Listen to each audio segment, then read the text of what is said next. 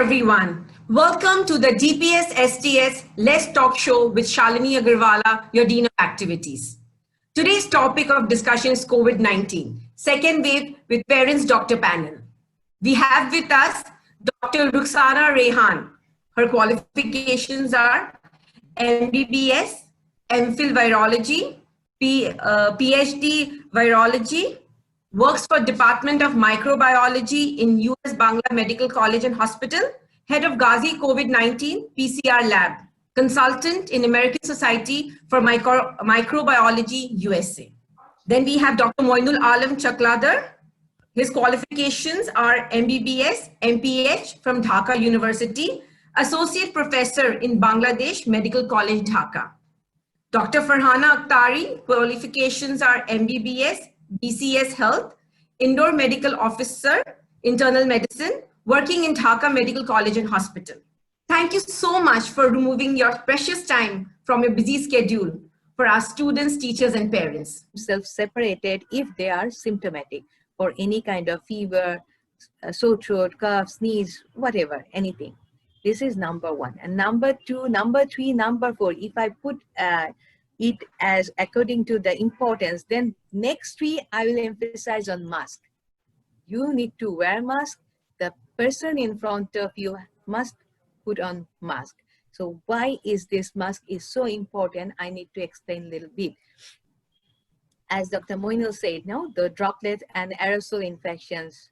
So within close contact, we can be infected. How can we be infected? There are studies which says that approximately around 1,000 coronavirus, if can enter inside my body, that can create an infection inside my body. So when we talk, if a person is infected, when they talk, approximately 200 virus can just come out. So when they sneeze or cough, it's more than 20 crore virus particles comes out. Imagine that huge number. Even if a person is infected without having any symptoms, they are sitting quietly, not even speaking, laughing or anything. With the breathing also, 20 virus particle can release. So like this, without having any symptom, without speaking, talking, anything, if a person normally takes breath in a closed room or closed chamber, and someone within a close proximity, even if not in close proximity, in a not poorly ventilated room, they can be infected within 45 minutes.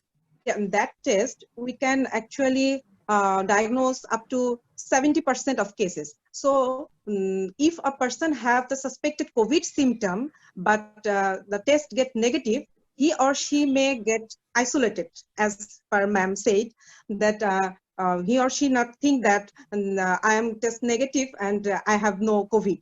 Actually, symptoms are more important, but we can ensure it by doing the PCR test, and when the test gets positive, then we tell them positive. But if the symptom is present and the COVID symptom like the fever, the cough, the respiratory distress, we emphasize them, please isolate yourself and contact with your care provider or a doctor with by phone or telemedicine like this. And we can do some tests, other tests like blood test. There are some, we can do some chest x-ray and CT scan of the chest. By this thing, we can diagnose the COVID-19. You know, so stress is the killer of our immune system. There are lots of stress hormone which destruct and like to diminish our immune system. So stress-free life is another thing. So we should do meditation and others. And another important thing is exercise. So all three things like the nutritious food or balanced diet, proper sleep and exercise, all these three things can improve and boost our immune system. So we should not go for the supplement like I will take the vitamin tablets, vitamin pills, or like immune booster. You don't need to. Season, there is less humidity, air current is low. That's why if with a sneeze or cough, there is a virus in air that is not moving away, that remains suspended in that air for longer time. So in that time, if someone passing through or standing over there, they can be infected. Maybe the infected person left the places, but the other person can come and get infected as well. Or by telemedicine that about our health actually. No need to go to the doctor or hospitalized after just getting a test positive. But we have to check carefully about is there any complication is arising, or the oxygen saturation we have to check, and is there any the respiratory distress, is there any chest pain, is there any thing or the cyanosis type thing, the bluish coloration of the skin or tongue, like this thing, the complicated things. If we get that we see in a patient, then he should take emergency hospitalized.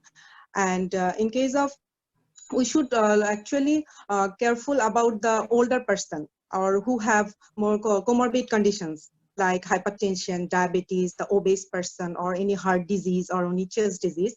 This person should be monitored carefully. So my advice is everyone should get a pulse oximeter and check your oxygen saturation 1 hourly or 2 hourly. And if it is okay, above 95%, like 98, 99, and then it's okay. But if it get false, then you should contact with your doctor, and if needed, that you should get hospitalized. We used to shake hand if we see somebody know, and we have to stop this noise because handshake is, you cannot do it. So adapting this change and like modifying our life, limitation our movement, and accept these changes are new normal. After that, I mean, there are two kinds of immunity. One is cell-mediated immunity. That means there are some known cells which next time if this COVID virus or SARS virus enter inside my body, they will go and attack the virus immediately and destroy. And there are another kind of immunity that is the antibody mediated. So there are antibodies which can block the viruses so that these viruses are not able to enter inside the host cell. So these are two types of immunity. Commonly suffer from common colds and others.